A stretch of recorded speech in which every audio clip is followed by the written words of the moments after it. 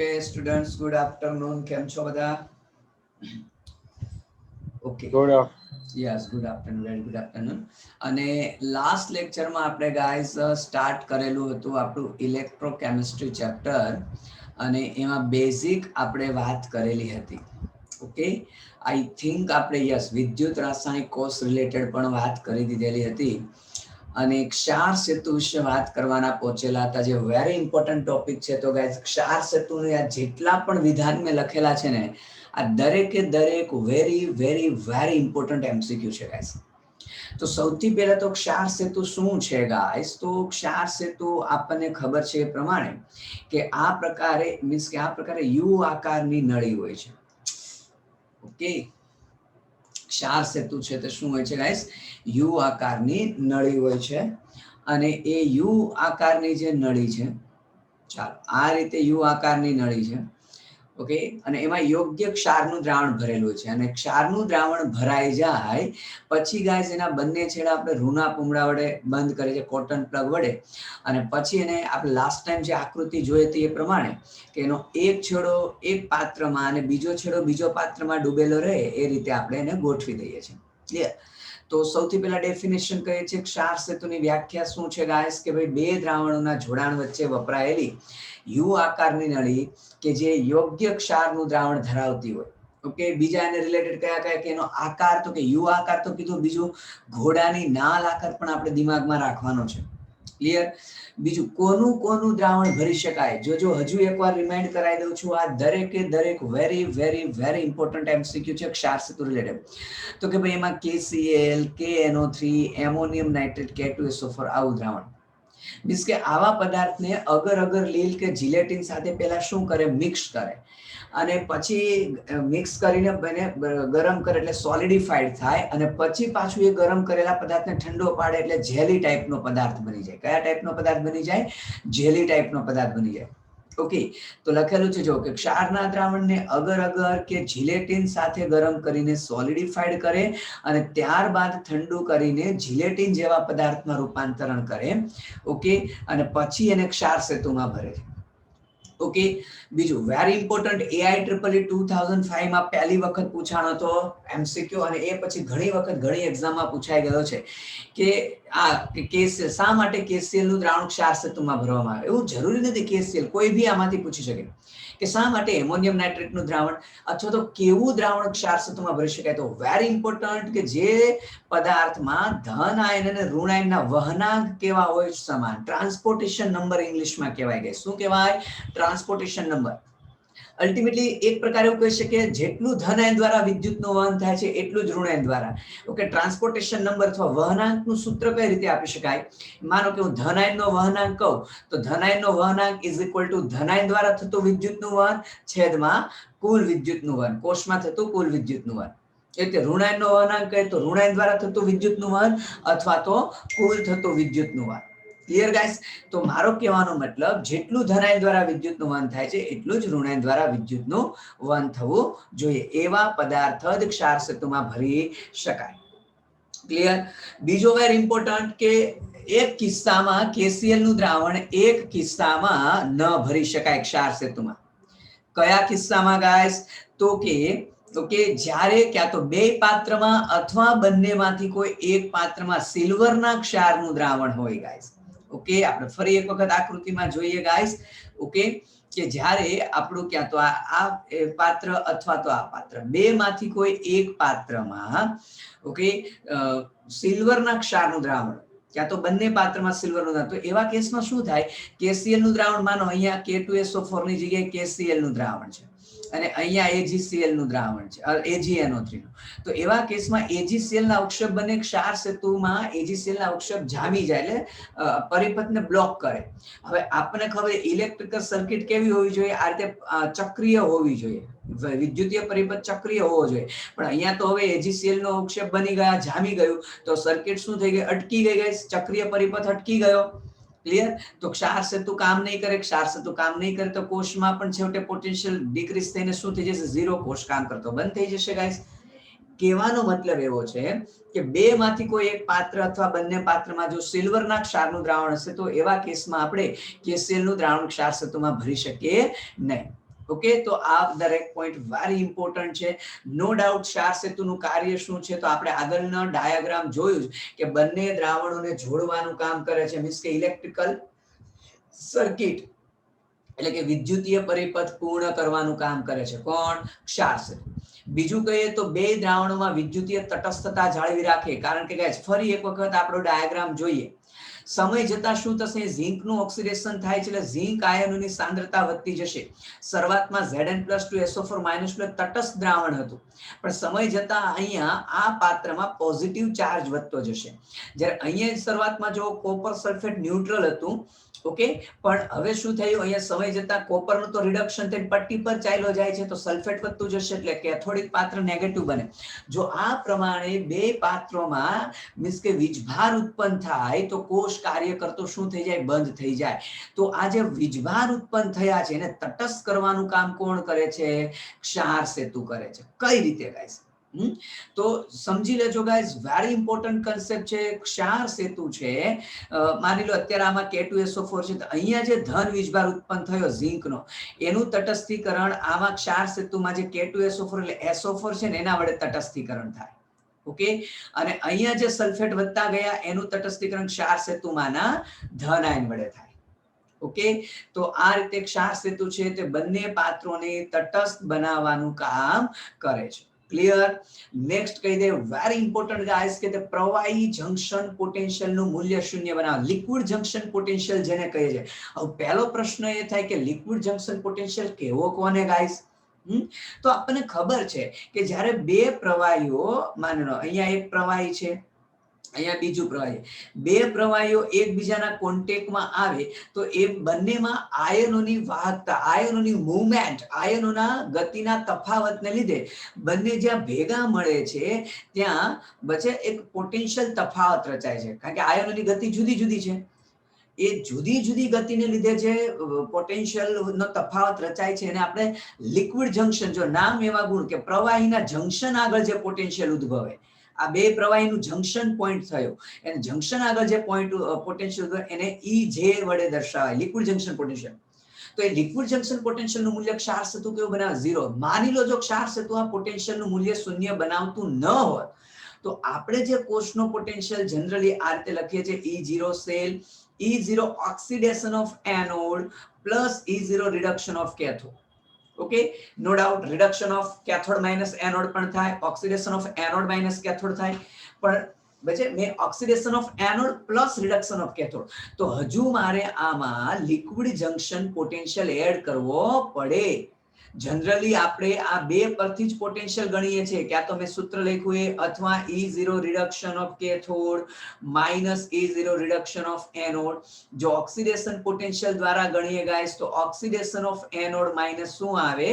Oxidation of cathode.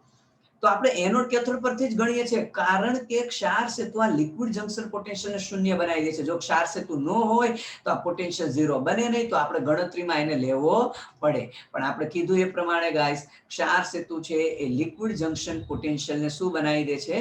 શૂન્ય બનાવી દે છે. એટલે આપણે ફક્ત એનોડ અને કેથોડના પોટેન્શિયલ પરથી જ શું કરીએ છીએ?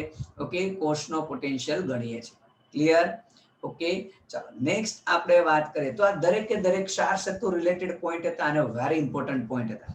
ક્લિયર? ચાલો નેક્સ્ટ ફરી એમસીક્યુ માટે અગત્યની સ્લાઇડ છે ગાઈસ તમારી નજર સામે. ઓકે, આ એમસીક્યુ માં પૂછાઈ ગયું છે કે માની લો, ઓકે, જો આટલો ભાગ છે તે આપણે બાહ્ય જોડાણ કરેલું છે અને નીચેનો ભાગ છે તે રેગ્યુલર આપણો ગેલ્વેનિક કોષ છે, બરોબર છે? તો હવે શું થાય? આપને ખબર છે ગેલ્વેનિક કોષનો પ્રમાણ પોટેન્શિયલ કેટલો હોય? 1.1 વોલ્ટ હોય. અને બહારથી જો E એક્સટર્નલ એટલે બહારથી જે આપણે પોટેન્શિયલ હજી લાગુ પાડેલો છે, બાહ્ય પોટેન્શિયલ, એ હજુ 1.1 વોલ્ટ કરતા કેવો છે? ઓછો. તો આપણે એવું કહીએ કે આંતરિક પોટેન્શિયલ ગેલ્વેનિક કોષનો પોતાનો +1.1 છે. બાહ્ય પોટેન્શિયલ આપીશું એ વિરુદ્ધ દિશામાં કામ કરશે, એટલે એને આપણે જનરલી -1.1 કહી શકાય. એનો મતલબ કે બાહ્ય પોટેન્શિયલ 1.1 વોલ્ટ કરતા ઓછો છે, આંતરિક પોટેન્શિયલ વધારે છે, એટલે કોષ રેગ્યુલર કાર્ય કરશે. સાદી ભાષામાં કહીએ તો રેગ્યુલર રીતે કાર્ય કરશે. એટલે કે એનોડ ફરીથી પોતે ઝિંક જ છે, કેથોડ તરીકે કોપર જ છે. એટલે ઓક્સિડેશન ઝિંકનું જ થવાનું છે ગાઈસ. એટલે સાદી ભાષામાં કહીએ તો ઝિંકની પટ્ટી શું થાય? ઓગળશે. ઝીંકની પટ્ટી ઓગળશે. રેગ્યુલર રીતે કોષ કામ કરે છે. કોષ કેવી રીતે કામ કરે છે? રેગ્યુલર. ક્યારે લાગુ પાડેલો બાહ્ય પોટેન્શિયલ 1.1 વોલ્ટ કરતા ઓછો હોય. રિડક્શન કોનું થશે? તો કે રિડક્શન કોપર આયનનું થશે. મીન્સ કે કોપર છે તે કેથોડ પર શું થશે? જમા થશે. કોપર કેથોડ પર જમા થશે. ઇલેક્ટ્રોનની દિશા ક્યાં હશે ગાઈસ? તો ઝિંક થી કોપર તરફ, એટલે એનોડ થી કેથોડ તરફ છે. અને વિદ્યુત પ્રવાહની દિશા ક્યાં હોય? કોપર થી ઝિંક, એટલે કેથોડ થી એનોડ તરફ હોય. મેં આકૃતિમાં બંનેની દિશા દર્શાવેલી છે, તમે જોઈ શકો છો. ક્લિયર? ઓકે. કે જ્યાં એનો મતલબ લાગુ પાડેલો બાહ્ય પોટેન્શિયલ 1.1 વોલ્ટ કરતા ઓછો હોય તો કોષ પોતાની રેગ્યુલર કામ કરે. ઓકે, એટલે અહીંયા આપણે સરળતા ખાતર કહી શકીએ કે કોષ પોતાનું રેગ્યુલર કામ કરે છે, પહેલા ડાયાગ્રામમાં. હવે બીજો ડાયાગ્રામ જોઈએ કે જ્યાં આંતરિક, જો ફરીથી એક ને એક અહીંયા દ્રાવણ છે, અહીંયા દ્રાવણ જરા ડાયાગ્રામમાં આછું થઈ ગયું. ઓલરેડી આંતરિક પોટેન્શિયલ 1.1 વોલ્ટ છે અને બાહ્ય પોટેન્શિયલ એ 1.1. મેં કીધું બાહ્ય પોટેન્શિયલ સાઇન વિરુદ્ધ હશે તો પરિણામી પોટેન્શિયલ કેવો થઈ ગયો? 0. એનો મતલબ no doubt anode, cathode, zinc ને કોપર તો છે જ, નો ડાઉટ. બરાબર છે, પણ ઓક્સિડેશન પ્રક્રિયા જ નહીં થાય, રિડક્શન નહીં થાય, ઇલેક્ટ્રોનની દિશા નહીં, વિદ્યુત પ્રવાહની દિશા નહીં. ઇન શોર્ટ, આ કન્ડિશનમાં કોષ કાર્ય કરતો શું થાય છે? અટકી જાય છે. કોષ કાર્ય કરતો અટકી જાય છે ગાઈસ. કોષ વિદ્યુત પ્રવાહ ઉત્પન્ન કરશે નહીં. અહીંયા આપણે કોષ રેગ્યુલર નિયમિત રીતે કાર્ય કરે છે. એટલે રેગ્યુલર જે થવાનું હોય એ રીતની જ પ્રક્રિયા કરે છે. કોષ નિયમિત રીતે કાર્ય કરે છે. ક્લિયર? અહીંયા કોષ કાર્ય કરતો અટકી જાય છે. અને હવે અહીંયા જો વાત કરીએ બાહ્ય પોટેન્શિયલ 1.1 વોલ્ટ કરતા વધારે હોય તો ફરી પાછું ગાઈસ આંતરિક પોટેન્શિયલ પ્લસ 1.1 વોલ્ટ છે. હવે બાહ્ય પોટેન્શિયલ 1.1 વોલ્ટ કરતા વધારે છે. સિમ્પલ હું 1.4 વોલ્ટ લઉં, એનો મતલબ બાહ્ય પોટેન્શિયલ વધી જાય છે તો પરિણામી પોટેન્શિયલ માઇનસમાં આવશે, ઋણ આવશે. અત્યારે આપણા ઉદાહરણ પ્રમાણે 0.3 વોલ્ટ આવશે. કહેવાનો મતલબ ઋણ પોટેન્શિયલ આવશે. અને ઋણ પોટેન્શિયલ આવશે તો કોષ છે જ્યાં નિયમિત રીતે કાર્ય કરતો તો સાદી ભાષામાં લખીએ તો કોષ ઉલટાઈ જશે. શું થશે? કોષ ઉલટાઈ જશે. સાદી ભાષામાં લખીએ મીન્સ કે હવે એનોડ કોપર બની જશે. તમે આકૃતિમાં જોઈ શકો છો, ઝિંક પોતે કેથોડ બની જશે એટલે કોપરનું શું થશે? ઓક્સિડેશન. એટલે કોપરની પટ્ટી ઓગળવા લાગશે. કોપરની પટ્ટી શું કરે? ઓગળશે. બરોબર છે. અને ઝિંક +2 નું શું થશે? રિડક્શન થશે. મીન્સ કે ઝિંક છે તે એનોડ પર જમા થવા લાગશે. મીન્સ કે એનોડ એટલે ઝિંકની પટ્ટી પર. હવે એનોડ તરીકે, એટલે હવે આપણે કેથોડ કહીશું, સોરી. હવે ઝિંક શું બની ગયો છે? કેથોડ થઈ ગયો છે. અથવા સાદી ભાષામાં લખું તો ઝિંક મીન્સ કે Zn+2 આયન છે એ ઝિંકની પટ્ટી પર શું થવા લાગશે? જમા થવા લાગશે. તો હવે ઇલેક્ટ્રોનની દિશા ઉલટાઈ છે. મીન્સ કે પહેલી કન્ડિશન કરતા ટોટલી વિરુદ્ધ. તો ઇલેક્ટ્રોનની દિશા તમે ડાયાગ્રામમાં જોઈ શકો છો, કોપર થી ઝિંક થશે તો વિદ્યુત પ્રવાહની દિશા હવે શું થઈ જશે? ઝિંક થી કોપર થઈ જશે, કારણ કે વિદ્યુત પ્રવાહની દિશા ઉલટાઈ જશે. તો આ કન્ડિશન આપણા MCQ માં પૂછાય છે. ઓકે, એ આપણે દિમાગમાં પરફેક્ટલી રાખવાનું છે. આમ તો સમજીને યાદ રાખશો તો વાંચેલું નહીં હોય તો તમે આન્સર પરફેક્ટલી આપી શકશો. ક્લિયર? ચલો નેક્સ્ટ કહે છે ગાઈસ પોર્ટેબલ ડેનિયલ કોષ. પોર્ટેબલ ડેનિયલ કોષમાં શું હોય છે ગાઈસ કે મીન્સ કે આપણો રેગ્યુલર જે ડેનિયલ કોષ છે તેમાં ક્ષાર સેતુ હતો તો સીધી વસ્તુ એક સાદી ભાષામાં કહું તો આપણે એને ઉચકીને બીજી જગ્યાએ લઈ જઈ શકીએ નહીં. ઓકે, તો એને પોર્ટેબલ બનાવવા માટે શું કરી દીધું ગાઈસ કે જે ક્ષાર સેતુ હતું ને એનું વિસ્થાપન એટલે એનું રિપ્લેસમેન્ટ કોના દ્વારા કરી દીધું? જે આ વચ્ચેનું તમને પોર્ટ દેખાય છે ને, આ પોર્ટ, પોરસ પોર્ટ, છિદ્ર અહીંયા લખ્યું છે પોરસ પોર્ટ, છિદ્રાળુ પાત્ર વડે, કે જેથી કરીને હવે આપણે એને ટ્રાન્સફર કરી શકીએ ગાઈસ. તો એટલી જ એક વસ્તુ અલગ છે. ઓકે, તો આ ખાલી એક સિમ્પલ કે મીન્સ કે છે તો આપણો ડેનિયલ કોષ જ પણ કેવો છે? પોરસ પોર્ટ, કે જેમાં ક્ષાર સેતુનું વિસ્થાપન એટલે ક્ષાર સેતુની જગ્યા કોણે લઈ લીધી? પોરસ પોર્ટે લઈ લીધી છે ગાઈસ. ક્લિયર? જો તો તમે ક્લિયર કટ આકૃતિમાં જોઈ શકો છો. અંદર છે આ છે તે ઝિંક સલ્ફેટનું દ્રાવણ છે, બહારની બાજુ છે તે કોપર સલ્ફેટનું દ્રાવણ છે. એટલે હવે આ પોર્ટ દ્વારા આયનો, હવે જો સીધી વસ્તુ છે, ઝિંક સલ્ફેટનું દ્રાવણ અંદર છે તો અંદર હવે સમય જતા ઝિંકની સાંદ્રતા વધતી જશે અને બહાર છે તે સલ્ફેટ વધતું જશે. તો હવે સલ્ફેટ ઓટોમેટિક શું થઈ જશે? અંદર ચાલ્યું જશે. અથવા આપણે એવું કહી શકીએ સીધી વસ્તુ છે, સલ્ફેટ જશે એટલે પાછું અંદર ઝિંક સલ્ફેટ ન્યુટ્રલ થઈ ગયું કે નહીં? ઓકે, તો પોર્ટેબલ ડેનિયલ કોષમાં એક જ આપણે અલગથી યાદ રાખીએ છીએ કે ક્ષાર સેતુનું સ્થાન કોણ લઈ લે છે ગાઈસ? પોરસ પોર્ટ લઈ લે છે. ઓકે, ચાલો બીજી વસ્તુ આપણે કહીએ છીએ ગાઈસ કે જનરલી અહીંયા વોલ્ટ મીટર જોડેલું છે, તો કોષનો વાસ્તવિક પોટેન્શિયલ છે ગાઈસ, એ કોષનો આમ તો પોટેન્શિયલ બે સાધન વડે આપણે માપી શકીએ છીએ. કોષનો પોટેન્શિયલ એક તો આપણે પોટેન્શિયોમીટર દ્વારા માપીએ છીએ, પોટેન્શિયોમીટર દ્વારા, અને એક આપણે કોના દ્વારા માપીએ છીએ ગાઈસ, વોલ્ટ મીટર દ્વારા. પણ હકીકતમાં વોલ્ટ મીટર દ્વારા ફરી આ એક અગત્યનો એમસીક્યુ છે ગાઈસ, કે વોલ્ટ મીટર દ્વારા માપવામાં આવતો કોષનો પોટેન્શિયલ વાસ્તવમાં ત્રુટિયુક્ત હોય છે, ક્ષતિયુક્ત હોય છે, મીન્સ કે સાચો હોતો નથી. ક્લિયર? વોલ્ટ મીટર દ્વારા માપવામાં આવતો પોટેન્શિયલ વાસ્તવમાં કોષનો સાચો પોટેન્શિયલ હોતો નથી, ત્રુટિયુક્ત હોય છે. તો કોષનો સાચો પોટેન્શિયલ કોના દ્વારા માપી શકાય ગાઈસ? સાચો પોટેન્શિયલ પોટેન્શિયોમીટર નામના સાધન વડે માપી શકાય છે. ક્લિયર? ચાલો, ત્યાર પછી પ્રમાણિત કોષ પોટેન્શિયલ, મીન્સ કે પ્રમાણિત કન્ડિશનમાં જો કોઈ કોષ હોય એના પોટેન્શિયલને પ્રમાણિત પોટેન્શિયલ કહીએ છીએ.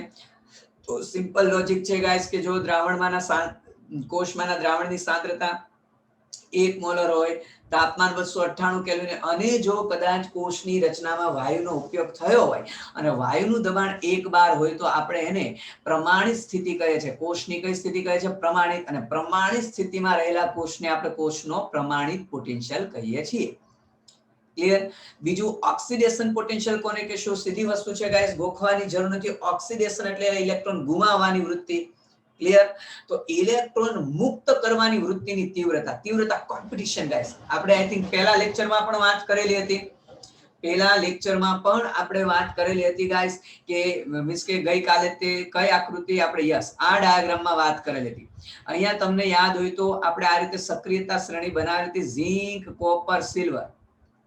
તો પહેલા ડાયાગ્રામમાં આપણે એવું કીધેલું હતું ગાઈસ, શું કીધેલું હતું કે કોપર કરતા ઝિંકની ઇલેક્ટ્રોન ગુમાવવાની વૃત્તિ વધારે છે, અને બીજા ડાયાગ્રામમાં આપણે એવું કીધેલું હતું સિલ્વર કરતા કોપરની ઇલેક્ટ્રોન ગુમાવવાની વૃત્તિ વધારે. ઇન શોર્ટ કોમ્પિટિશન છે કે બેમાંથી કોણ ફટાફટ ઇલેક્ટ્રોન ગુમાવશે. જે ઝડપથી ઇલેક્ટ્રોન ગુમાવશે ગાઈસ, ઓકે, ઓબ્વિયસલી છે એનો ઓક્સિડેશન પોટેન્શિયલ કેવો હોય? વધારે હોય. તો ઓક્સિડેશન પોટેન્શિયલ એટલે ઇલેક્ટ્રોન મુક્ત કરવાની, ઇલેક્ટ્રોન ગુમાવવાની વૃત્તિની સાપેક્ષ તીવ્રતા. અને જો કોષ પ્રમાણિત સ્થિતિમાં હશે તો એને આપણે E0 ઓક્સિડેશન કહીએ. પ્રમાણિત સ્થિતિમાં હોય તો શું કહેવાય? E0 oxidation. રિડક્શન પોટેન્શિયલ એટલે સીધી વસ્તુ છે, ઓક્સિડેશન એટલે ગુમાવવાની વૃત્તિ, તો રિડક્શન એટલે મેળવવાની, કે વિદ્યુત ધ્રુવોની ઇલેક્ટ્રોન સ્વીકારવાની વૃત્તિની સાપેક્ષ તીવ્રતા. જે ઝડપથી ઇલેક્ટ્રોન મેળવશે ઓબ્વિયસલી છે એનો રિડક્શન પોટેન્શિયલ કેવો હશે? વધારે હશે. અહીંયા આપણે એવું કહી શકીએ જો પ્રમાણિત સ્થિતિ હોય તો એને આપણે E0 રિડક્શન કહીએ છીએ. ક્લિયર છે ગાઈસ? ઓકે, નાઉ કન્ટિન્યુ આપણે વાત કરી દઈએ. ઓકે, ચાલો, આ અગત્યના પોઈન્ટ છે. બીજી વસ્તુ, કોઈ પણ વિદ્યુત ધ્રુવ હોય, કોઈ પણ અર્ધકોષ, એકના એક અર્ધકોષ માટેના ઓક્સિડેશન પોટેન્શિયલના મૂલ્યો અને રિડક્શન પોટેન્શિયલના મૂલ્યો કેવા હોય? ફક્ત સમાન, ફક્ત સાઇન કેવી હોય? વિરુદ્ધ હોય. કે સપોઝ ઓક્સિડેશન પોટેન્શિયલ પોઝિટિવ છે તો રિડક્શન પોટેન્શિયલ નેગેટિવ હશે. કદાચ રિડક્શન પોટેન્શિયલ પોઝિટિવ તો ઓક્સિડેશન નેગેટિવ. જેમ કે મેં કોપર અને ઝિંકના ઉદાહરણ દ્વારા કીધું છે. જોજો ગાઈસ, અહીંયા +2 માંથી 0 થાય છે, એનો મતલબ આ રિડક્શન પોટેન્શિયલ મેં લખેલો છે. +2 માંથી શું થયું? 0, એટલે રિડક્શન. અને અહીંયા 0 માંથી +2 છે, વીજભાર વધે તો એને ઓક્સિડેશન થયું કહેવાય. તો ઉપરનો છે તે પ્રમાણિત રિડક્શન પોટેન્શિયલ છે, નીચેનું છે તે પ્રમાણિત ઓક્સિડેશન પોટેન્શિયલ છે. Clear guys? તો કહેવાનો મતલબ એવો છે, અહીંયા કોપરનો પ્રમાણિત રિડક્શન પોટેન્શિયલ +0.34 વોલ્ટ છે. તો અહીંયા કેવું છે જો તમે જોઈ શકો છો -0.34 વોલ્ટ. મીન્સ કે એકનો એક અર્ધકોષ, એકનો એક વિદ્યુત તો પ્રમાણિત ઓક્સિડેશન રિડક્શન પોટેન્શિયલના મૂલ્ય સરખા, ફક્ત સાઇન કેવી છે? વિરુદ્ધ છે. સેમ ટુ સેમ અહીંયા જોઈ શકો છો ઝિંકનો રિડક્શન પોટેન્શિયલ -0.76 છે, જ્યારે એનો ઓક્સિડેશન પોટેન્શિયલ કેવો છે? +0.76 છે. બીજું હમણાં જ વાત કરી કોષનો પોટેન્શિયલ, એ જો રિડક્શન પોટેન્શિયલ દ્વારા માપશો તો કેથોડ માઇનસ એનોડ હોય, કારણ કે કેથોડનો રિડક્શન પોટેન્શિયલ હાઈ હોય. ઓક્સિડેશન દ્વારા જો કોષનો પોટેન્શિયલ માપીએ તો એનોડ માઇનસ કેથોડ હોય, કારણ કે એનોડનો ઓક્સિડેશન પોટેન્શિયલ વધારે હોય. અને એ જ રીતે જો એનોડનો ઓક્સિડેશન કેથોડનો રિડક્શન લેશો તો બેયનો સરવાળો હોય. તારવી શકાય છે, અત્યારનો સમય બગાડીશ નહીં. ક્લિયર? નેક્સ્ટ આપણે વાત કરવાની છે ગાઈસ પ્રમાણિત હાઇડ્રોજન અર્ધકોષ. ઓકે, તો પ્રમાણિત હાઇડ્રોજન અર્ધકોષ, એના પહેલા આપણે કન્સેપ્ટ વાત કરી દઈએ ગાઈસ. સીધી વસ્તુ છે કે પોટેન્શિયલ નક્કી કરવા માટે શું દર વખતે વિદ્યુત રાસાયણિક કોષનો પ્રેક્ટિકલ કરીશું? નહીં ગાઈસ. ઓકે, દર વખતે વિદ્યુત રાસાયણિક કોષનો પોટેન્શિયલ મીન્સ કે વિદ્યુત રાસાયણિક કોષની રચના કરીએ અને પોટેન્શિયલ માપીએ, ગણતરી કરીએ તો એમાં કલાક 1.5 કલાક જેવો સમય જાય. તો એક EMF સિરીઝ બનાવી દીધી ભાઈ. કોને આધારે કે ભાઈ જુદા જુદા અર્ધકોષો છે એને કોઈ સંદર્ભ વિદ્યુત ધ્રુવની સાપેક્ષમાં પોટેન્શિયલ માપન કરી લીધા. તો સંદર્ભ વિદ્યુત ધ્રુવ, તો પ્રમાણિત હાઇડ્રોજન અર્ધકોષ પોતે સંદર્ભ વિદ્યુત ધ્રુવ તરીકે કાર્ય કરે છે, રેફરન્સ ઇલેક્ટ્રોડ. ઓકે, તો આપણે સંદર્ભ વિદ્યુત ધ્રુવ કોને કહીએ છીએ? તો સાદી ભાષામાં લખીએ તો જેની સાપેક્ષમાં અન્ય અર્ધકોષો અથવા અન્ય વિદ્યુત ધ્રુવોના પોટેન્શિયલ શું કરીએ છીએ? નક્કી કરીએ છીએ. અન્ય વિદ્યુત ધ્રુવોના પોટેન્શિયલ નક્કી કરવામાં આવે એને આપણે સંદર્ભ વિદ્યુત ધ્રુવ કહે છે. સંદર્ભ વિદ્યુત ધ્રુવ એકચ્યુઅલી ગાઈસ બે પ્રકારના હોય છે. પ્રાથમિક સંદર્ભ વિદ્યુત ધ્રુવ હોય, ઓકે, પ્રાથમિક સંદર્ભ વિદ્યુત ધ્રુવ, અને બીજું છે તે દ્વિતીયક સંદર્ભ વિદ્યુત ધ્રુવ છે.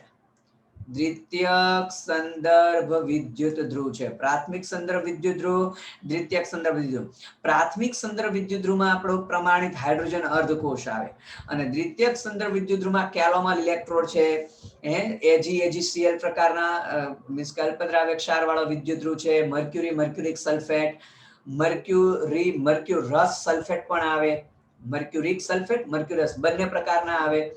એ ઓલરેડી હજી આગળ સ્લાઇડમાં બધા વિદ્યુત ધ્રુવ આવવાના છે ગાઈસ. ઓકે, તો પ્રમાણિત હાઇડ્રોજન અર્ધકોષમાં જનરલી શું હોય છે ગાઈસ કે 1 મોલર HCl નું દ્રાવણ ભરેલું હોય છે, નો ડાઉટ. મીન્સ કે પ્રમાણિત શબ્દ યુઝ કરેલો છે તો ઓબ્વિયસલી જે બધી સ્થિતિ પ્રમાણિત હોય, સાંદ્રતા HCl છે 1 મોલર હોય. અહીંથી જે હાઇડ્રોજન ગેસ પાસ કરીશું તો 1 બાર હોય. તાપમાન છે તે 298 કેલ્વિન હોય ગાઈસ. ક્લિયર? તો એમાં શું હોય છે કે પ્લેટિનમ, આ જે પટ્ટી છે એ પ્લેટિનમ બ્લેક નો ઢોળ ચડાય, ઓલરેડી લખેલું છે, finally divided platinum coated on platinum coil. Means કે પ્લેટિનમ બ્લેક નો ઢોળ, પ્લેટિનમ બ્લેક એટલે પ્લેટિનમ નો પાવડર. મીન્સ કે સંપર્ક સપાટીનું ક્ષેત્રફળ વધારવા માટે એમાં પ્લેટિનમ બ્લેક નો ઢોળ ચડાવેલો હોય છે. બીજું અહીંયા આ જે છે અહીંયા સુધી આ વચ્ચેનો જે વાયર દેખાય છે ગાઈસ એ પ્લેટિનમ વાયર હોય છે, પણ એના ઉપર આ મર્ક્યુરીનું સ્તર હોય છે. બહારની તરફ જે લેયર છે મર્ક્યુરીનું સ્તર, અને પછી અહીંયા પછી બહારનો અહીંયા પ્લેટિનમ તાર હોય, પછી એનું કોપર તાર દ્વારા બાહ્ય પરિપથમાં જોડાણ કરવામાં આવે. બીજું શું ગાઈસ, પ્રમાણિત હાઇડ્રોજન અર્ધકોષ નો ડાઉટ પોતે એનોડ તરીકે કામ કરે છે, પોતે કેથોડ તરીકે કામ કરે છે.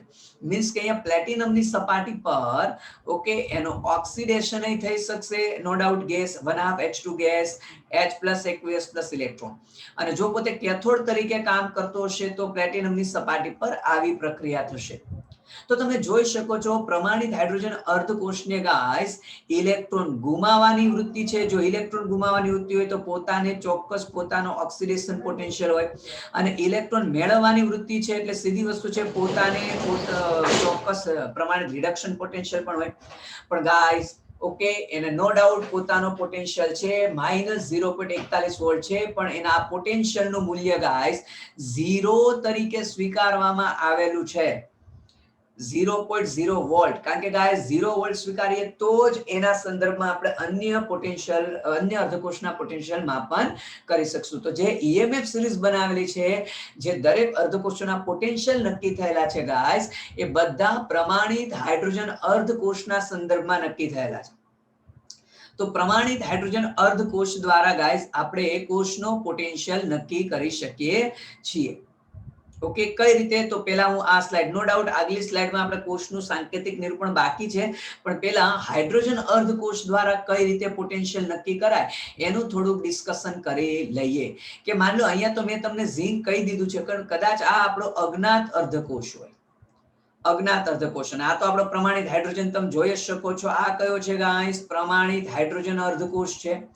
એનો મતલબ આપણો અજ્ઞાત અર્ધકોષ અત્યારે એનોડ તરીકે છે, અને અહીંયા વોલ્ટ મીટર અથવા પોટેન્શિયોમીટર માપેલો હોય તો અહીંયા જે પોટેન્શિયલ આવશે ડાયરેક્ટલી આપણા અજ્ઞાત અર્ધકોષનો પોટેન્શિયલ સૂચવે. પણ કઈ રીતે? ધ્યાન આપજો, MCQ માટે કામનું છે. આપણું બેઝિક ફોર્મ્યુલા આવું છે કે E0 cell is equal to E0 reduction of cathode minus E0 reduction of anode. Basic formula આપણું આવું છે. ક્લિયર?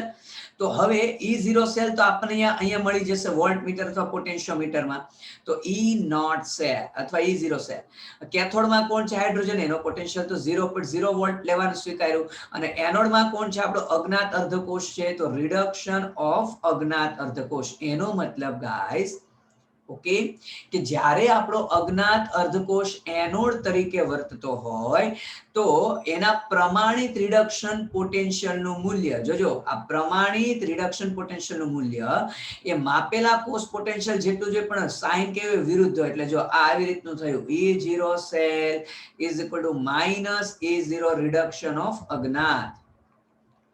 ઓકે, મીન્સ કે પ્રમાણિત જો આપણો અજ્ઞાત અર્ધકોષ એનોડ તરીકે હોય તો માપેલા કોષ પોટેન્શિયલનું ધન મૂલ્ય એ તે અજ્ઞાત અર્ધકોષના પ્રમાણિત રિડક્શન પોટેન્શિયલના ઋણ મૂલ્ય જેટલું. જેમ કે ઉદાહરણમાં મેં તમને ઝીંક લખીને આકૃતિનો મીન્સ કે ડાયાગ્રામ આપેલો છે. તો અહીંયા એકચ્યુઅલી શું થશે? અહીંયા પોટેન્શિયલ મને 0.76 વોલ્ટ મળશે ઝીંકના કેસમાં. તો આ થયું 0.76 વોલ્ટ. પણ એ શું થયું? Minus E0 reduction. એટલે જો મારે ઝીંકનો રિડક્શન પોટેન્શિયલ, એટલે આપણે ગાઈસ શું કરીએ છીએ? ઝીંકનો રિડક્શન પોટેન્શિયલ માઇનસ 0.76 વોલ્ટ લઈએ છીએ. ક્લિયર? ઓકે, ચાલે. હવે આ કેસમાં શું કરીએ છીએ? ચાલો, હાઇડ્રોજન અર્ધકોષ આપણે એનોડ લીધો તો અહીંયા આપણો અજ્ઞાત અર્ધકોષ હોય. ઓકે, અત્યારે અજ્ઞાત અર્ધકોષ કેથોડ છે. ફરી આપણું બેઝિક ઇક્વેશન લખી દઈએ કે E0 cell is equal to E0 reduction of cathode minus E0 reduction of anode. Clear guys? તો હવે શું થશે કે અહીંયા વોલ્ટમીટરમાં જે પોટેન્શિયલ આવશે એટલે E0 સેલ તો આપણને મળી જશે. હવે કેથોડમાં આપણો અજ્ઞાત છે તો E0 રિડક્શન ઓફ અજ્ઞાત આવશે. અને એનોડમાં હાઇડ્રોજન તો 0 જ છે. તો હવે કહેવાનો મતલબ માપેલા કોષ પોટેન્શિયલનું ધન મૂલ્ય એ અજ્ઞાત અર્ધકોષના પ્રમાણિત રિડક્શન પોટેન્શિયલ જેટલું જ હોય. એટલે કોપર છે તો અહીંયા મને 0.34 મળશે ગાઈસ. પણ અલ્ટિમેટલી આ થયું 0.34 વોલ્ટ. તો એ શું થયું? આપણા કેસમાં કોપરનો પ્રમાણિત રિડક્શન પોટેન્શિયલ એટલે અહીંયા પ્લસ આવ્યું. જો બે પ્લસ પ્લસ છે. અને ઝીંકમાં શું થતું હતું? એ રિડક્શન પોટેન્શિયલના ઋણ મૂલ્ય જેટલું હતું. એટલે આપણે 0.76 જે વેલ્યુ આવી એને આપણે માઇનસ લઈ લીધી. ક્લિયર? ઓકે, તો આ રીતે મીન્સ કે કોઈ પણ અજ્ઞાત અર્ધકોષનો પોટેન્શિયલ શોધવો હોય એને ક્યાં તો એનોડ ક્યાં તો કેથોડ તરીકે જોડી દો. જો એનોડ તરીકે હશે ઓકે આપણો અજ્ઞાત અર્ધકોષ, તો સીધી વસ્તુ છે એ જે તે અજ્ઞાત અર્ધકોષના પ્રમાણિત રિડક્શન પોટેન્શિયલના ઋણ મૂલ્ય જેટલું હોય. જો અજ્ઞાત અર્ધકોષ કેથોડ તરીકે હોય તો ઇન શોર્ટ બેઝિક આ છે. આને વિધાન સ્વરૂપે હું બોલું છું, નવું કાંઈ બોલતો નથી ગાઈસ. કે માપેલા કોષ પોટેન્શિયલનું ધન મૂલ્ય એ તે અજ્ઞાત અર્ધકોષના પ્રમાણિત રિડક્શન પોટેન્શિયલના ઋણ મૂલ્ય જેટલું હોય. જો હું આને શબ્દમાં બોલું છું સેમ ટુ સેમ અહીંયા કે જો આપણો અજ્ઞાત અર્ધકોષ કેથોડ તરીકે વર્તતો હોય તો માપેલા કોષ પોટેન્શિયલનું ધન મૂલ્ય તે અજ્ઞાત અર્ધકોષના પ્રમાણિત રિડક્શન પોટેન્શિયલના ધન મૂલ્ય જેટલું છે. ક્લિયર? ચલો, ત્યાર પછી વાત કરીશું ગાઈસ કોષનું સાંકેતિક નિરૂપણ. તો ગાઈસ કોષના સાંકેતિક નિરૂપણમાં જનરલી આપણે એવું કહીએ છીએ એનોડ છે તે હંમેશા આપણે ડાબી બાજુ લખીએ છીએ. બહુ શોર્ટમાં જ લખીશું ગાઈસ. કેથોડ છે તે હંમેશા આપણે જમણી બાજુ લખીએ છીએ. ઓકે, જો ગાઈસ ક્ષાર સેતુનો ઉપયોગ થયો હોય તો આપણે બે ઊભી લીટી વડે દર્શાવીએ છીએ. જો ક્ષાર સેતુનો ઉપયોગ થયો ન હોય તો આપણે એક જ ઊભી લીટી વડે દર્શાવીએ છીએ. બીજું કે દ્રાવણની જે સાંદ્રતા છે એ જે સક્રિય આયનોની સંજ્ઞા લખીએ એ સક્રિય આયનોની સંજ્ઞાની બાજુમાં મોલારિટી એકમમાં ગોળ કૌંસમાં લખીએ છીએ. એ જ રીતે જો વાયુ હોય તો એનું દબાણ, એની સાંદ્રતા કહેવાય તેનું દબાણ 12 એકમમાં આપણે લખીએ છીએ. ક્લિયર? ઓકે.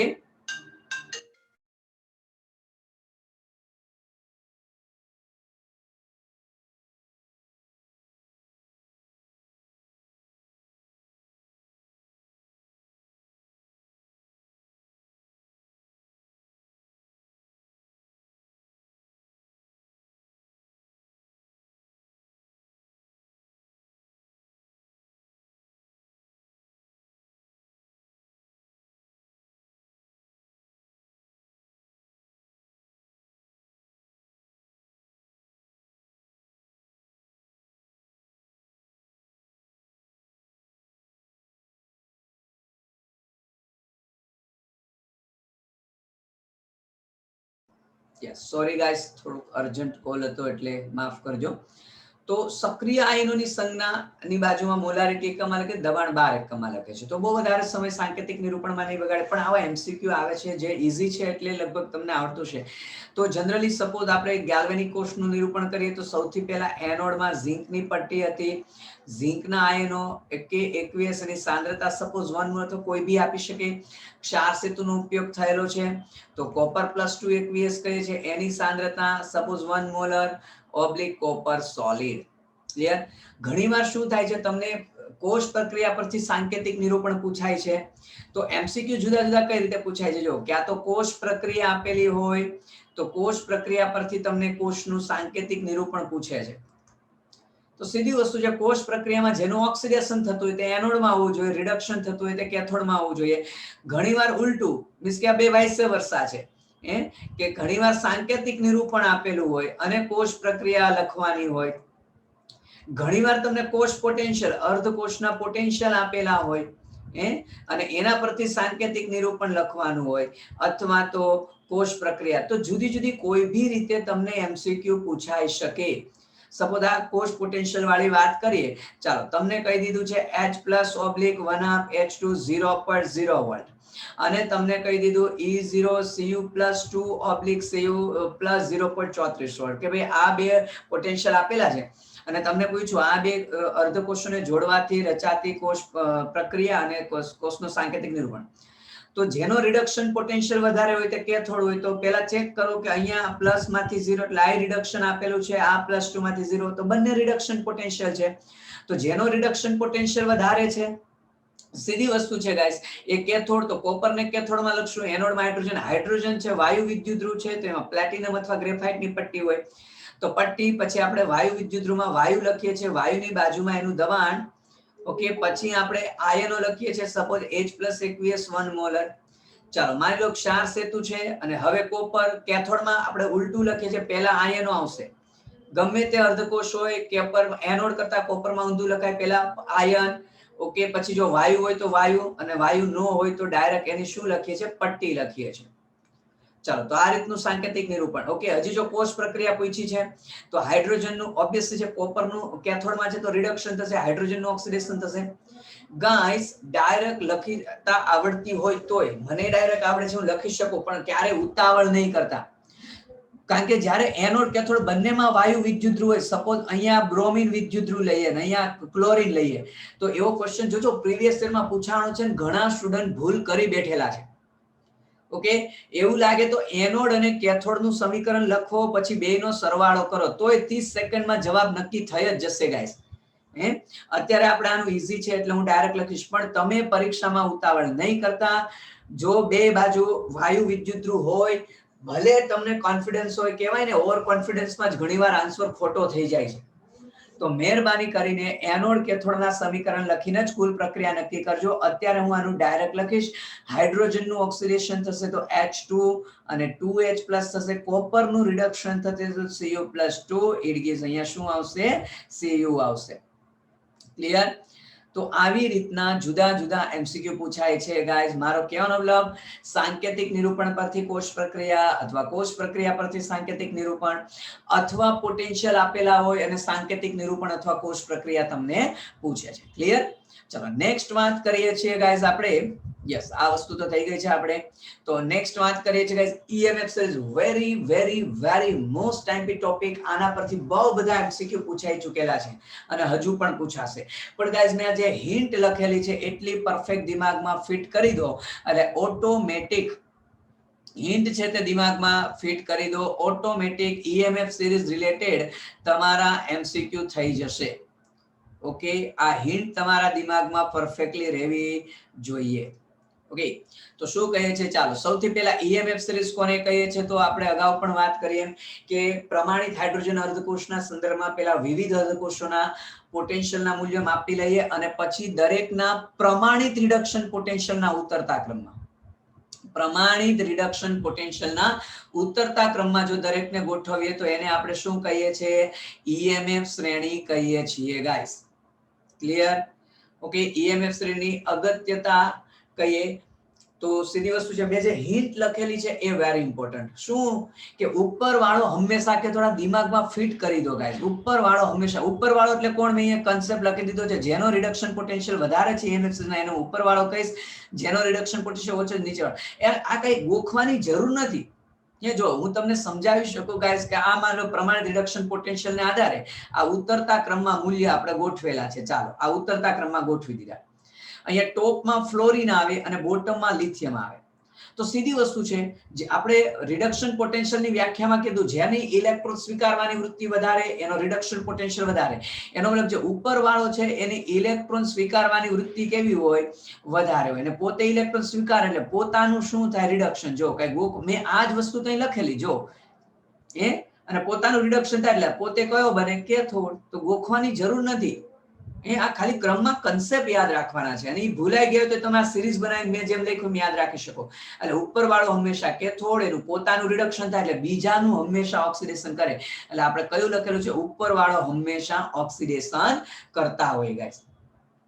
એ જ રીતે નીચેવાળાને એમ કરતા ઉલટું કે રિડક્શન પોટેન્શિયલ ઓછો છે એનો મતલબ એની ઇલેક્ટ્રોન સ્વીકારવાની વૃત્તિ તદ્દન ઓછી. હવે ઇલેક્ટ્રોન સ્વીકારવાની વૃત્તિ ઓછી છે તો ઓબ્વિયસલી છે એને ઇલેક્ટ્રોન ગુમાવવાની વૃત્તિ વધારે હોય. જો પોતે ઇલેક્ટ્રોન ગુમાવશે તો ઓબ્વિયસલી છે પોતાનું ઓક્સિડેશન થશે, અને પોતાનું ઓક્સિડેશન થાય તો એ કયો કહેવાશે? એનોડ. એ હંમેશા એનોડ હોય, નીચે વાળો. અને પોતાનું ઓક્સિડેશન થાય એટલે બીજાનું હંમેશા શું કરે? રિડક્શન. નીચે વાળો હંમેશા રિડક્શન કરતા. તો માની લો હું આ બેને જોડીને કોષ બનાવું છું, તો ઉપરવાળો હંમેશા કેથોડ, આ એનોડ. કદાચ આ બેને જોડીને કોષ બનાવું તો હવે જુઓ ગાઈસ, ઓકે, હવે આ કેથોડ બનશે, આ એનોડ. એનો મતલબ ગાઈસ ખાલી ફ્લોરિનને આપણે ભૂલી જઈએ. ફ્લોરિન અને લિથિયમ આ બે સિવાયના વચ્ચેના જેટલા પણ છે આ બધા એનોડ તરીકે કામ કરી શકે, કેથોડ તરીકે કામ કરી શકે. ફ્લોરિન હંમેશા કેથોડ જ હોય, ક્યારે એનોડ નહીં બને. એવી રીતે લિથિયમ હંમેશા એનોડ હોય, ક્યારે કેથોડ નહીં બને. જો ફ્લોરિન એનોડમાં આપેલું હોય કે લિથિયમ કેથોડમાં આપેલું હોય તો એવા કેસમાં પોટેન્શિયલ હંમેશા ઋણ બને. ક્લિયર? તો જો આના પરથી જ મેં આ કન્સેપ્ટ બનાવી લખેલા છે, એટલે અલગ કશું લખેલું નથી. બીજી વસ્તુ, ઓકે, આપણે પહેલી સ્લાઇડમાં એવું ભણ્યા હતા કે કોપર નાઇટ્રેટનું દ્રાવણ લીધેલું હતું, ઝીંકનો સળિયો ડુબાડેલો હતો, તો પ્રક્રિયા આપમેળે થતી હતી. હવે કોપર ક્યાં આવે? EMF સિરીઝમાં કોપર હાઇડ્રોજનની ઉપર આવે અને ઝીંક ક્યાં આવે? હાઇડ્રોજનની નીચે. એનો મતલબ જો ઉપરવાળાના ક્ષારનું દ્રાવણ હોય અને નીચેવાળાની પટ્ટી હોય તો પ્રક્રિયા આપમેળે થાય. જો કે પોતાનું દ્રાવણ એટલે ઉપરવાળાનું દ્રાવણ અને નીચેવાળાનું પાત્ર કે પટ્ટી હોય તો પ્રક્રિયા આપમેળે થાય. પ્રક્રિયા આપમેળે થાય એનો મતલબ કોષ પોટેન્શિયલ ધન હોય તો આપણે સમીકરણ ખબર છે, ડેલ્ટા G0 માઇનસ NFE0 અનુસાર આ ધન છે, અહીંયા ઋણ છે, plus minus minus, delta G negative મળે. ડેલ્ટા G નેગેટિવ છે એટલે પ્રક્રિયા આપમેળે થાય. અને એટલે ગાઈસ વેરી ઇમ્પોર્ટન્ટ, તમે આ પણ MCQ જોયો હશે, એટલે ઉપરવાળાના દ્રાવણને નીચેવાળાના પાત્રમાં સ્ટોર કરી શકાય નહીં. જો આ બધી EMF સિરીઝની આ જે મેં હિન્ટ લખેલી છે, આની ગમે તે EMF સિરીઝનો ગમે તે ક્વેશ્ચન આવે આટલામાંથી સોલ્વ થઈ જાય. તમને એપ્લાય કરતા આવડવું જોઈએ. આ કન્સેપ્ટની બહાર EMF શ્રેણીમાં કોઈ MCQ છે જ નહીં ગાઈસ. તમને ખાલી પ્રોપરલી એપ્લાય કરતા આવડવું જોઈએ. અને જો ઊંધું કરીએ કે હવે ઝીંકની પટ્ટીની જગ્યાએ હું કોપરની પટ્ટી લઈ લઉં અને કોપર આયનની બદલે ઝીંક આયન લે, એટલે હવે મેં નીચેવાળાનું દ્રાવણ લીધું, ઉપરવાળાની પટ્ટી. જો કે નીચેવાળાનું દ્રાવણ, ઉપરવાળાની પટ્ટી, તો કોષ પોટેન્શિયલ નેગેટિવ આવે તો આ નેગેટિવ થી પોઝિટિવ, ડેલ્ટા G પોઝિટિવ હોય તો પ્રક્રિયા આપણે થાય નહીં. એનો મતલબ નીચેવાળાના દ્રાવણને ઉપરવાળાના પાત્રમાં સાચવી શકાય. તો ગાઈસ હું તમને એમ કહું કોપર નાઇટ્રેટ કે કોપર સલ્ફેટનું દ્રાવણ ઝીંકના પાત્રમાં સ્ટોર કરાય? હું કહું ન કરાય. ઓકે, પ્રક્રિયા થઈ જાય, પાત્રમાં છિદ્ર પડે, દ્રાવણ ઢોળાઈ જાય, અથવા તો કોપર ધીમે ધીમે પાત્ર પર જમા થઈને ઝીંક પાત્રમાંથી દ્રાવણમાં આવતું જાય તો કોપર સલ્ફેટનું દ્રાવણ ઝીંક સલ્ફેટ થઈ ગયું. પણ ગાઈસ હું એમ કહું, ઝીંક સલ્ફેટનું દ્રાવણ કોપરના પાત્રમાં સાચવી શકાય? તો હા, સાચવી શકાય. ટૂંકમાં નીચેવાળાના દ્રાવણને ઉપરવાળાના પાત્રમાં સાચવી શકાય. તો EMF શ્રેણીના આ જેટલા પણ મેં MCQ કીધેલા છે એ મીન્સ કે કન્સેપ્ટ કીધેલા છે very very very most આઈમ્પી concept છે, પરફેક્ટલી દિમાગમાં રાખવાના છે, ભૂલવાનું નથી. બીજું ગાઈસ અહીંયા એક સ્લાઇડ આપણે નો ડાઉટ અગાઉ જોઈ ગયા કે અજ્ઞાત અર્ધકોષનો પોટેન્શિયલ હાઇડ્રોજન અર્ધકોષ દ્વારા નક્કી કરી શકીએ છે. ક્લિયર છે? ઓકે. પણ એક હજુ આમાં એક MCQ મારે કહેવાનો રહી ગયો અને MCQ નું જે વાત કરી દઈએ ગાઈસ કે કોઈ પણ એક અર્ધકોષ હોય, કોઈ પણ એક અર્ધકોષ દ્વારા ઓકે મીન્સ કે અર્ધકોષનો પોટેન્શિયલ આપણે નક્કી કરી શકીએ નહીં. અર્ધકોષનો પોટેન્શિયલ, કારણ કે એક અર્ધકોષ દ્વારા ગાઈસ સર્કિટ જ પૂરી ન થાય, મીન્સ કે પરિપથ પૂર્ણ થાય નહીં, અને પરિપથ પૂર્ણ નહીં થાય તો ઓબ્વિયસલી છે ગાઈસ ઓકે રેડોક્સ પ્રક્રિયા નહીં થાય, અને રેડોક્સ પ્રક્રિયા નહીં થાય તો સીધી વસ્તુ છે અર્ધકોષનો પોટેન્શિયલ આપણે નક્કી કરી શકીએ નહીં. નેક્સ્ટ આપણે જઈ રહ્યા છીએ ગાઈસ નન્સ્ટ સમીકરણ પર. તો ગાઈસ જરૂરી નથી કે દર વખતે કોષમાં વપરાયેલા દ્રાવણની સાંદ્રતા 1 મોલર હોય જ. જરૂરી નથી કે દર વખતે જે દબાણ છે વાયુ વપરાયેલો છે વાયુનું દબાણ 1 બાર હોય જ. ઓકે, અને જરૂરી નથી ગાઈસ કે તાપમાન 298 કેલ્વિન હોય જ. ઓકે, એક પણ પરિસ્થિતિ બદલાય તો એ કોષ બિન પ્રમાણિત કહેવાય, અને બિન પ્રમાણિત કોષ હશે તો સીધી વસ્તુ છે એનું પોટેન્શિયલ આપણું જે રેગ્યુલર ફોર્મ્યુલા છે E0 સેલ વાળું, E0 cell is equal to E0 reduction of cathode minus E0 reduction of anode. આના વડે નક્કી કરી શકાય નહીં, આમાં સુધારો કરવો પડે, અને એ સુધારો ગાઈસ કરેલો છે કોણે તો કે ભાઈ નન્સ્ટ નામના વૈજ્ઞાનિકે, અને સુધારો કરીને એને સમીકરણ આપેલું છે જેને નન્સ્ટ સમીકરણ કહેવાય. ક્લિયર? બીજી વસ્તુ ઓકે નન્સ્ટ સમીકરણમાં પહેલા આપણે આ વાત કરીશું કે નન્સ્ટ સમીકરણની તારવણી ગાઈસ ઉષ્માગતિશાસ્ત્રના સિદ્ધાંતોને આધારે થઈ છે. તો ઉષ્માગતિશાસ્ત્રના સિદ્ધાંતોને આધારે નન્સ્ટ સમીકરણની તારવણી કરી શકાય છે. એની જો વ્યાખ્યા આપવાનો પ્રયત્ન કરીએ ઓકે તો નન્સ્ટ સમીકરણ પહેલા અહીંયા લખી દઉં આખું, હમણાં અર્ધકોષો માટે લખીશું નો ડાઉટ. તો all our course potential is equal to E0 cell, means કે E સેલ છે તે બિન પ્રમાણિત કોષનો પોટેન્શિયલ છે, E નોટ સેલ છે એ જ કોષ જો પ્રમાણિત સ્થિતિમાં હોય તો પ્રમાણિત અવસ્થાનો કોષ પોટેન્શિયલ છે -0.059/n log of all over. આપણે આવું દિમાગમાં ફિટ કરીએ છીએ નિપજની સાંદ્રતા છેદમાં પ્રક્રિયકની સાંદ્રતા. તો તમે જોઈ શકો છો વ્યાખ્યા શું બની જાય કે અચળ તાપમાને બિન પ્રમાણિત કોષના પોટેન્શિયલ અને કોષમાં વપરાયેલા દ્રાવણની સાંદ્રતા વચ્ચે સંબંધ દર્શાવતું સમીકરણ. કે અચળ તાપમાને કોષના મીન્સ કે કયો કોષ? બિન પ્રમાણિત કોષ.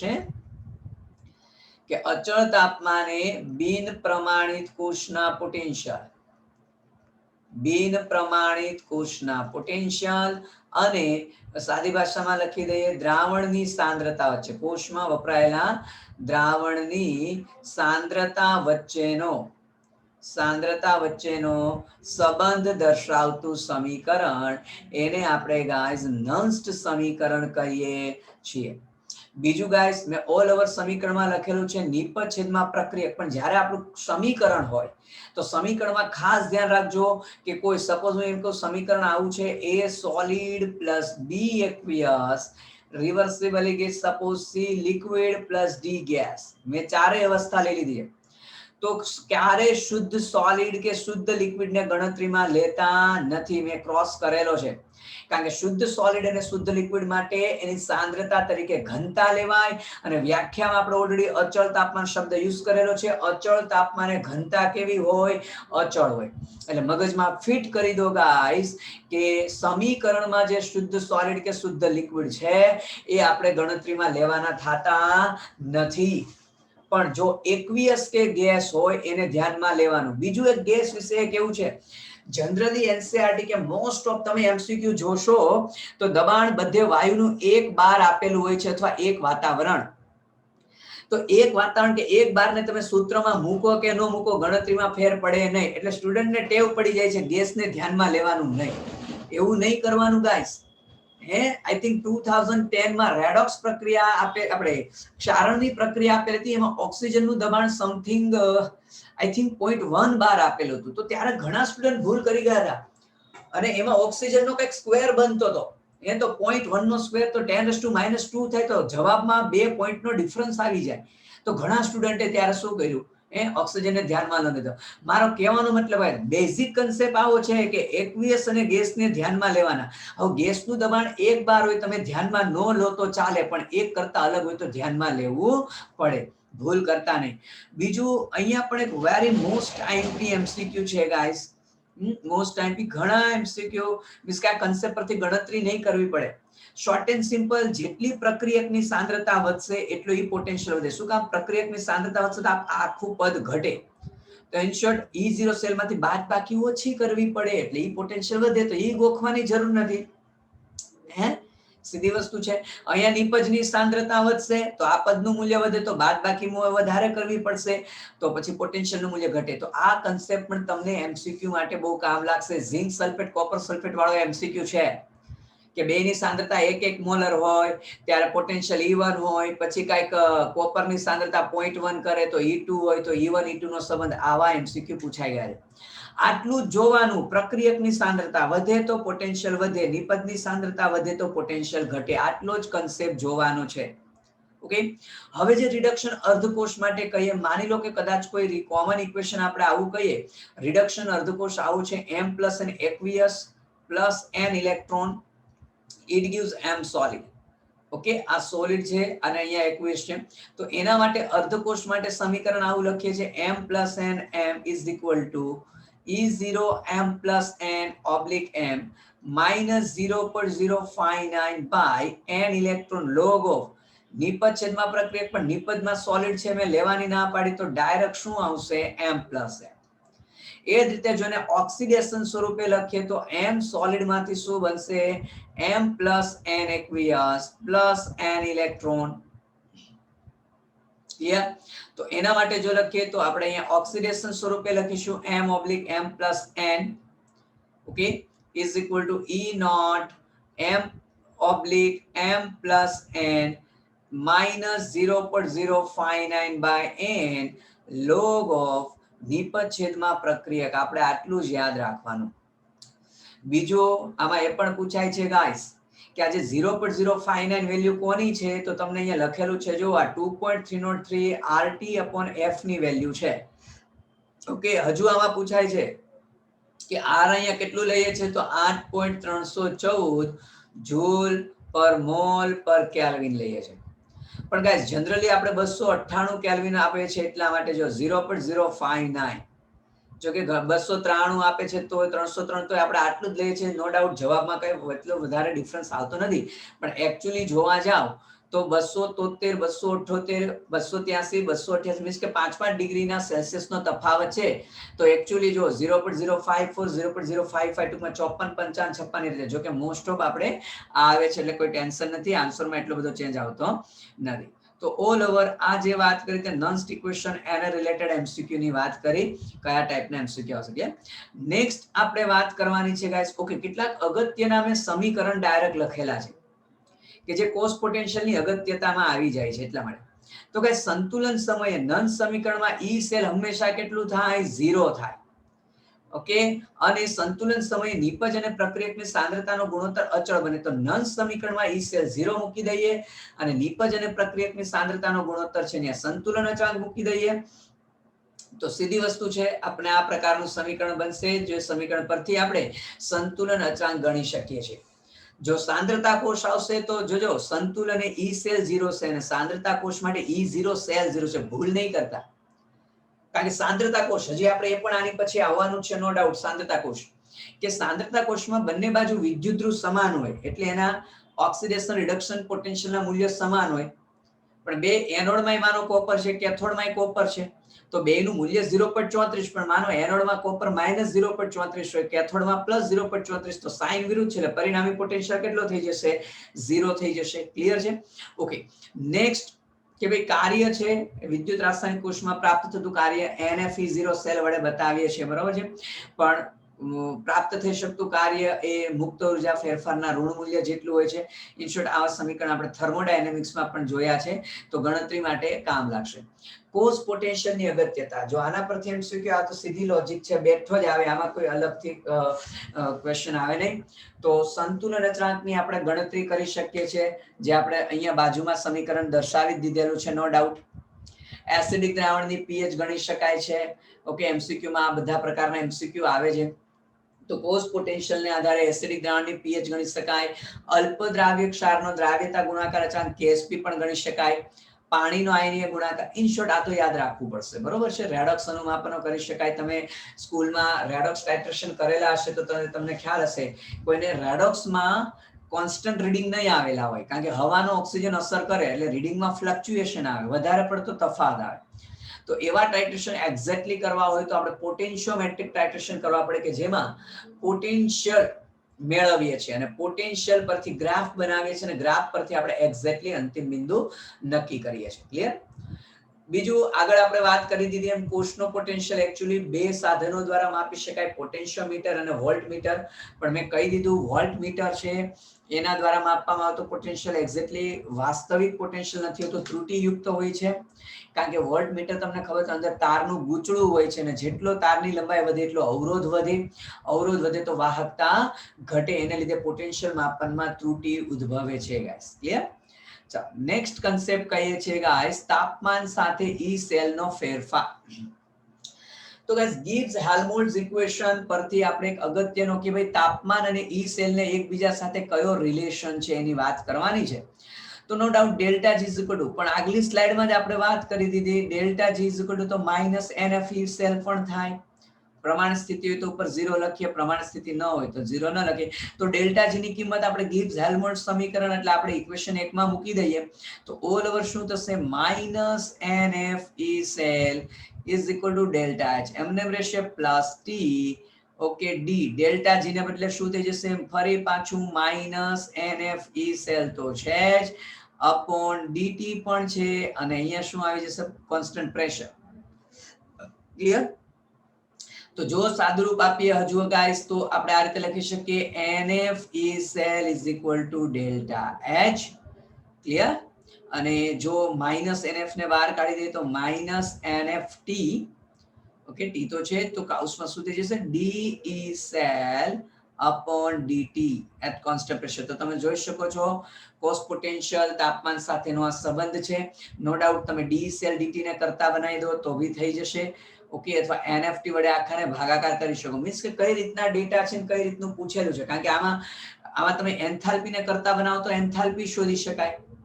તો આ જે રિલેશન છે એ ગાઈસ તાપમાન સાથે ઈ સેલ નો સંબંધ દર્શાવે છે ગાઈસ. ક્લિયર? તો એન્થાલ્પી ફેરફાર પણ ગણી શકાય છે.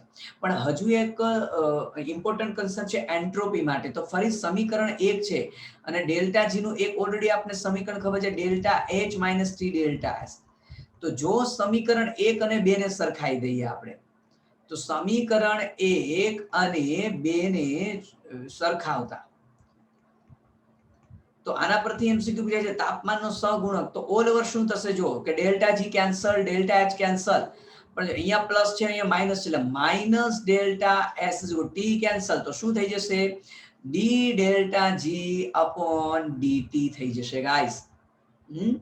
હજુ જો આપણે કિંમત મૂકી દઈએ તો ઓલ ઓવર ડેલ્ટા S એટલે માઈનસ આ બાજુ લઈ ગયા તો ડી ડેલ્ટા જેટલા આપણે કીધું NF ઈ સેલ અપોન શું કહીએ છીએ આપણે, ડીટી કહીએ છીએ.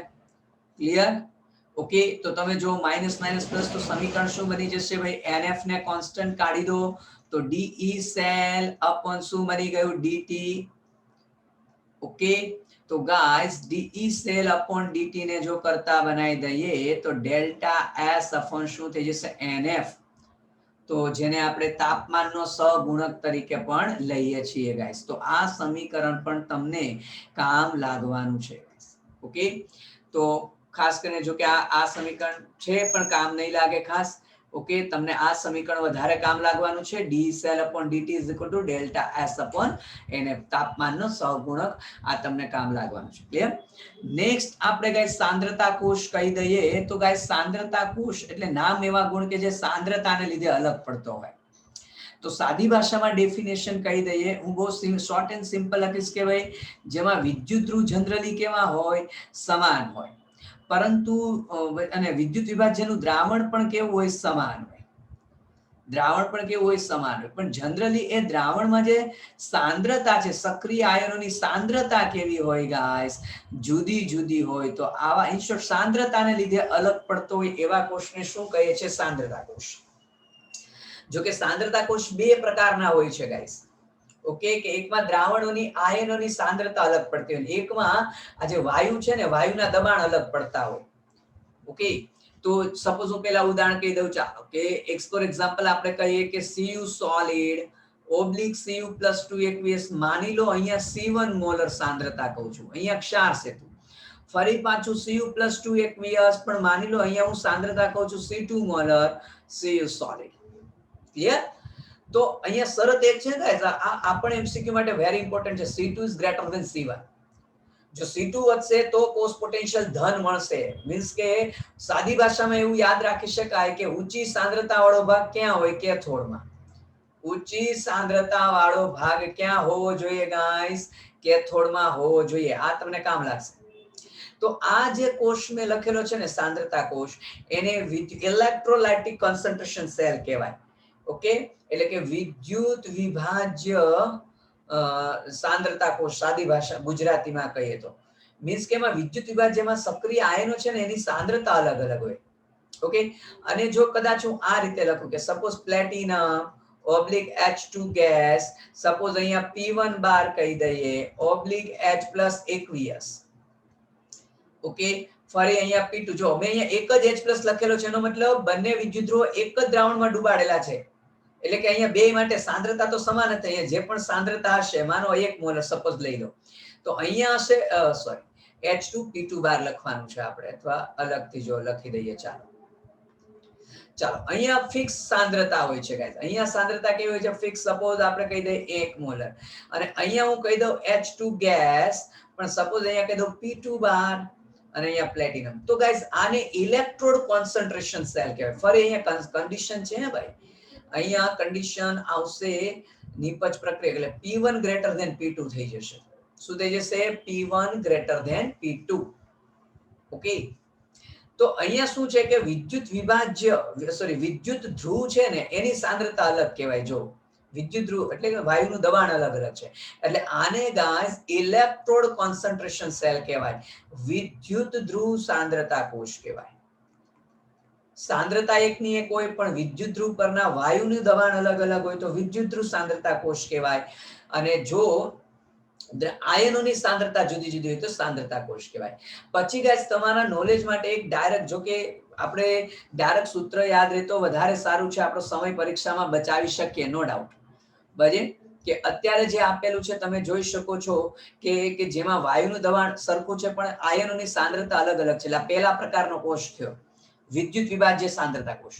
તો એવા કેસમાં હવે જો pH આપેલું હોય, પોટેન્શિયલ શોધવો હોય, ઓકે, તો ડાયરેક્ટ આ સૂત્રથી, મીન્સ કે તારે સિમ્પલ મેથેમેટિકલ સ્ટેપ છે, એટલે મેં બેઠી ઇમેજ મૂકી દીધી છે ગાઈસ. ઓકે, તમે સમજી શકશો. એક સ્ટેપ બાય સ્ટેપ જ છે આપણું મૂળ દંશ સમીકરણ. નિપજ છેદમાં પ્રક્રિયક, નિપજમાં જોઈ શકો છો C1 છે, આગળ 2 છે તો C1 નો સ્ક્વેર, પ્રક્રિયકમાં C2 સ્ક્વેર છે, અને સિમ્પલ સાદું રૂપ આપેલું છે. તો ડાયરેક્ટ સમીકરણ ખાલી ધ્યાનમાં રહે એટલા માટે મેં 2 સ્લાઇડ મૂકેલી છે. અહીંયા પણ જો ઇલેક્ટ્રોડ કોન્સન્ટ્રેશન સેલ મેં તમને સમજાવી દીધો કે એમાં દ્રાવણ એકનું એક હોય ગાઈસ, અહીંયા ઓબ્લિક છે. ઓકે, પણ એમાં જે દબાણ, વાયુના દબાણ હોય ને અલગ અલગ હોય. તો એના માટે મેં તમને કીધું એમ કે હવે શું થશે ગાઈસ, તો અહીંયા P1 વધારે હોવું જોઈએ, કારણ કે P1 વધશે એટલે આ પોટેન્શિયલનું મૂલ્ય આ ઘટે, એટલે ઈ સેલ છે તે ધન તરફ જાય, એટલે પ્રક્રિયા આપણે થાય. એટલે મેં એમાં P1 વધારે લખ્યું હતું. તમે જોઈ શકો છો આગલી સ્લાઇડમાં P1 ગ્રેટર ધેન P2 મેં લખેલું છે. તો અહીંયા પણ P1 P2 પરથી જો એમસીક્યુ, તો ડાયરેક્ટ ફોર્મ્યુલા, અને જો ગાઈસ ડાયરેક્ટ નો યાદ રહે તો ગોખવાની જરૂર નથી. આ તારવવામાં અથવા તો સમીકરણ લખવામાં, નલ સમીકરણ લખવામાં આપણે બહુ વધારે સમય નહીં જાય. અને એક એક્ઝામ્પલ એવું આપ્યું છે કે જેમાં દબાણય અલગ અલગ હોય અને દ્રાવણોની સાંદ્રતાય અલગ અલગ હોય. તો એક આ ફોર્મ્યુલા છે. એટલે મેં ફોર્મ્યુલા એટલે લખેલા છે, તારવેલા સહિત ઇમેજ એટલે મૂકેલી છે કે જેથી કરીને કદાચ જો સમીકરણ ડાયરેક્ટ આવડી જાય તો સારું છે, નહીતર કઈ રીતે સૂત્ર આવેલું છે તમને ખ્યાલ રહે એના માટે. જો કે સિમ્પલ ગણતરી છે, જે રીતે નંદ સમીકરણ તારવેલું છે એવા જ નંદ સમીકરણ પરથી આ ગણતરી કરીને મેથેમેટિકલ સ્ટેપ્સ તારવેલા છે. ઓકે, તો એમાં હું સમય નહીં બગાડું, સૂત્રો ખાલી દિમાગમાં પરફેક્ટ રહેવા જોઈએ. ગાઈસ, ત્યાર પછી કેટલાક અગત્યના અર્ધકોષો છે. અગત્યના અર્ધકોષ કે કયા કયા પ્રકારના કોષો અસ્તિત્વ ધરાવે છે. તો જેમ કે એક સિમ્પલ કોષ છે ધાતુ આયન કે જે જનરલી આપણે યુઝ કરે છે, અને મેં રિડક્શન સ્વરૂપે લખેલા છે. એવું નહીં કે રિડક્શન જ હોય, આ લોકો એનોડ તરીકે પણ હોઈ શકે છે, તો ઉલટાઈ દેવાનું. કોષનું સાંકેતિક નિરૂપણ એ ઉલટાઈ દેવાનું, સમીકરણ એ ઉલટાઈ દેવાનું. તો એક સિમ્પલ આપણે જે યુઝ કરીએ છીએ, જે જનરલી આપણે લખીએ છીએ કોપર +2 અથવા કોપર +2 કોપર. આ ઉપરનો મેં ઓક્સિડેશન સ્વરૂપે લખ્યો, નીચેનો રિડક્શન. તો એ સિમ્પલ ધાતુ આયન વિદ્યુતધ્રુવ જે સૌથી સામાન્ય રીતે આપણે યુઝ કરીએ છીએ વારે ઘડીએ. ઓકે, તો એનું સમીકરણ લખતા આવડે છે. આપણે જનરલી કેથોડ ફોર્મમાં મેં બધા વિદ્યુતધ્રુવ લખેલા છે, પણ હજુ કહું છું કદાચ તમારા એમસીક્યુમાં એનોડ ફોર્મમાં આવે તો આપણે સમીકરણ ઉલટાઈ દેવું પડે. ક્લિયર? બાકીનો કન્સેપ્ટ તો છે કે નિપજ છેદમાં પ્રક્રિયક, નિપજમાં સોલિડ છે, આપણે સોલિડ લેવાની ના પાડી તો 1/Ag+. બીજો વાયુમય વિદ્યુતધ્રુવ, એના ઉપર પણ આપણે વાત કરી ગયા છીએ, એટલે એમાં બહુ વધારે સમય નહીં બગાડ. તો મેં કીધું તું, જો ગેસને ધ્યાનમાં લેવું પડે તો ગેસની વનાપઘાત મેં લખેલી છે. ગાઈસ, કેલોમલ વિદ્યુતધ્રુવ, તો આ હાઇડ્રોજન વિદ્યુતધ્રુવ છે તે પ્રાથમિક સંદર્ભ વિદ્યુતધ્રુવ છે, આપણે વાત કરી. હવે જે 3, 4, 5, 6 3 નંબરનો, ચોથા નંબરનો આવશે, 5, 6 આ 4 જે આવશે ને એ દ્વિતીયક સંદર્ભ વિદ્યુતધ્રુવ. એમાં જનરલી કેલોમલ વિદ્યુતધ્રુવ વપરાય છે. ખાસ કરીને તમને એનું સાંકેતિક નિરૂપણ, સમીકરણ લખતા આવડવું જોઈએ, કારણ કે જો સમીકરણ લખતા આવડશે ને તો તમને એમસીક્યુ આવડી જવાનો છે, મને ખબર છે, પણ ઇમ્પોર્ટન્ટ છે સમીકરણ ખબર હોવું જોઈએ. કેલોમલ ઇલેક્ટ્રોડની આકૃતિ મેં દર્શાવેલી છે. એમાં શું હોય છે ગાઈસ, મર્ક્યુરી સાથે મર્ક્યુરસ ક્લોરાઇડ, આનું પોતાનું નામ કેલોમલ છે, આપણે રેડોક્સમાં વાત કરેલી હતી. મર્ક્યુરસ ક્લોરાઇડ ને પોતાને શું કહેવાય? કેલોમલ કહેવાય. બાકી પ્લેટિનમ વાયર છે, અહીંયા તમે ક્ષાર સેતુ દ્વારા જોડી શકો છો, અને KCl નું દ્રાવણ હોય. હવે આ KCl નું કેટલી સાંદ્રતાવાળું દ્રાવણ છે એને આધારે કેલોમલ વિદ્યુતધ્રુવ 3 પ્રકારના છે. ઓકે, જો KCl નું સંતૃપ્ત દ્રાવણ જનરલી 3.5 મોલર વાળું, તો એને સંતૃપ્ત કેલોમલ પ્રમાણિત કેલોમલ ઇલેક્ટ્રોડ કહે છે, એટલે કે SCE સ્ટાન્ડર્ડ કેલોમલ ઇલેક્ટ્રોડ, કે જો સંતૃપ્ત દ્રાવણ હોય તો. જો એક નોર્મલ સાંદ્રતા વાળું હોય તો એને નોર્મલ કેલોમલ ઇલેક્ટ્રોડ કહેવાય. એના પોટેન્શિયલ મેં લખેલા છે, જનરલી એક્ઝામમાં આપેલા હોય, પણ આપણે યાદ રાખવા સારા. સિમ્પલ છે, 0.24 છે, 26 છે, 0.34 છે. ઓકે, આ 0.33 ને તમે 34 લખી શકો. અને DNC એટલે ડેસી નોર્મલ કેલોમલ ઇલેક્ટ્રોડ, એટલે સાંદ્રતા કેટલી હોય? 0.1 નોર્મલ. ક્લિયર? તો સંતૃપ્ત દ્રાવણ હોય તો સ્ટાન્ડર્ડ કેલોમલ ઇલેક્ટ્રોડ, એક નોર્મલ હોય તો નોર્મલ કેલોમલ ઇલેક્ટ્રોડ, અને ડેસી નોર્મલ હોય તો મીન્સ કે 0.1 નોર્મલ હોય તો DNC. Clear guys? સાંકેતિક નિરૂપણમાં મેં તમને એવું કીધું હતું સક્રિય આયનની બાજુમાં સાંદ્રતા મોલારિટીમાં લખવાની, પણ અહીંયા આપણે નોર્માલિટીમાં લખીએ તો શું ગલત છે? નહીં ગાઈસ, તમે મોલારિટીને બદલે નોર્માલિટી લખી શકો, પણ કોના માટે? કે જેનો n ફેક્ટર 1 હોય. મીન્સ કે હું HCl માટે લખી શકું, હું 0.1 મોલર HCl કહું કે 0.1 નોર્મલ HCl કહું, એ સરખું જ થાય ને. એમ KCl નો n ફેક્ટર 1 છે, તો હું 0.1 નોર્મલ KCl લખું કે 0.1 મોલર ચાલે. મીન્સ કે જેના માટે નોર્માલિટી મોલારિટી સરખી હોય એના માટે તમે નોર્માલિટીમાં લખી શકો છો. ક્લિયર છે?